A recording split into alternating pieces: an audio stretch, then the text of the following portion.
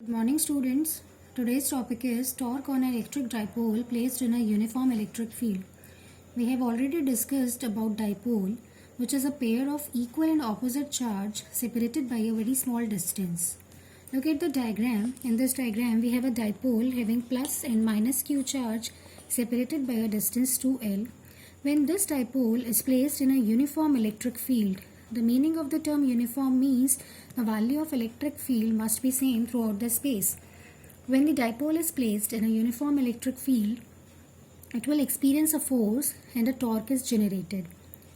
Charge have a property: when it is placed in an electric field, it will experience a kind of force.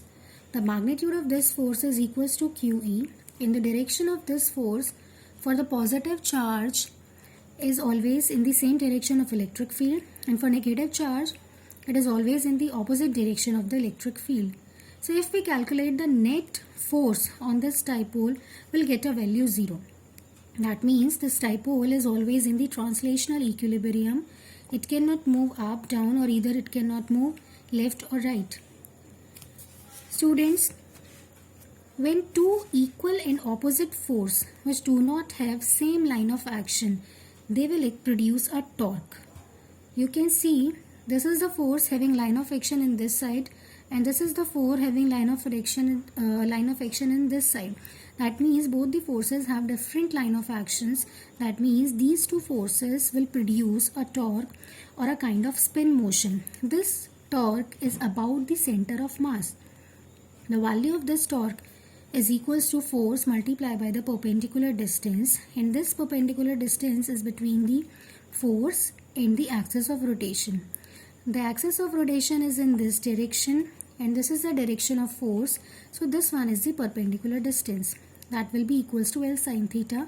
If we assume that this dipole is making an angle theta with the electric field direction, then this angle is also theta.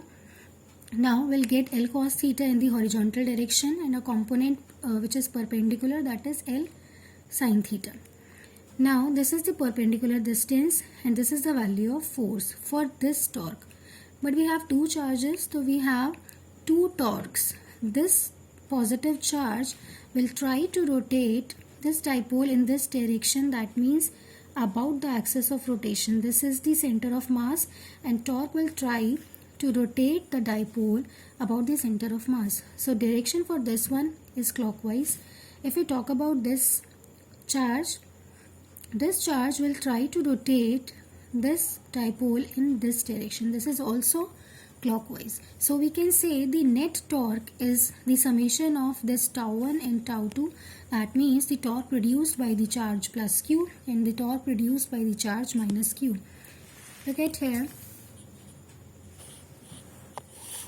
The net torque is tau 1 plus tau 2. This tau 1 is force multiplied by the perpendicular distance. Same tau 2 will be the force multiplied by the perpendicular distance.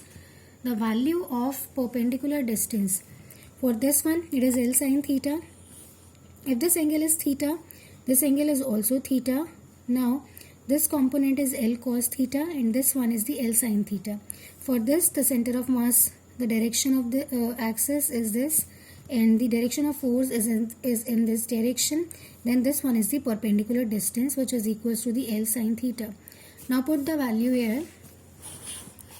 You will get Q E L sin theta and Q E L sin theta. Both the torques are in the clockwise direction, so we can add them. We'll get the value 2 Q E L sin theta.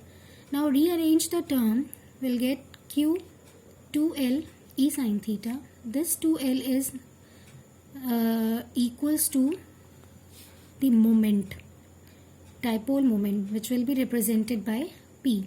So we can write it this Q into 2L is equals to the dipole moment P.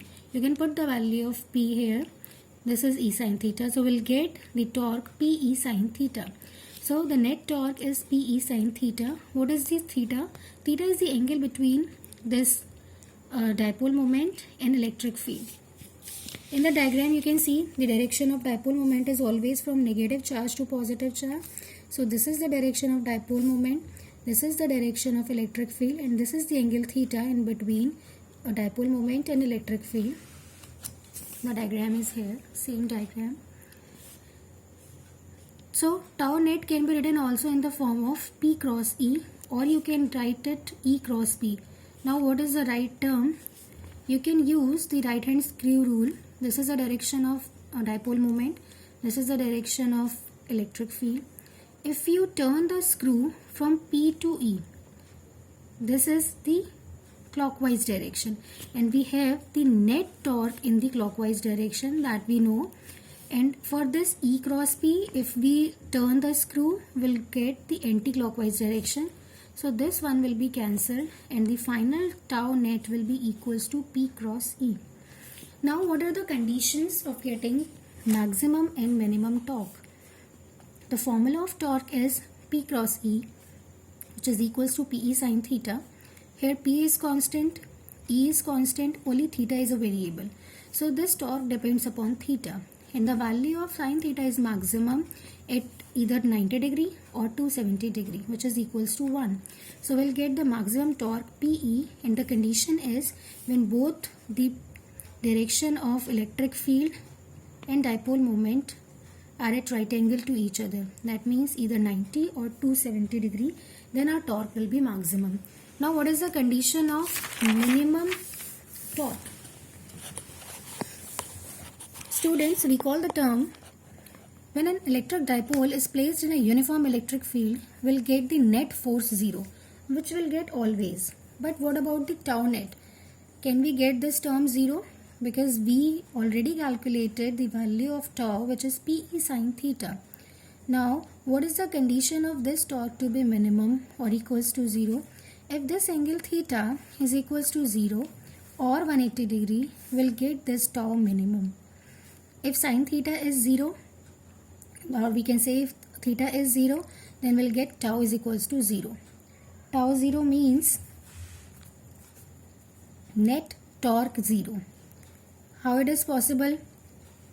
Look at the diagram. This is the direction of electric field and angle is 0, which is the angle between the electric field and dipole moment. Now make the dipole here.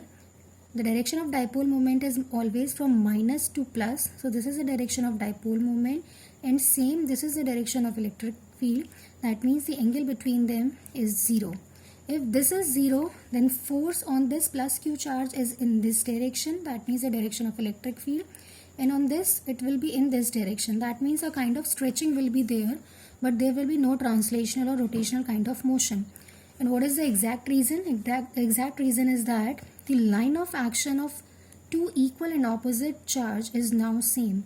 And if line of action is same, then force is 0, torque is 0, and our whole system is in complete equilibrium.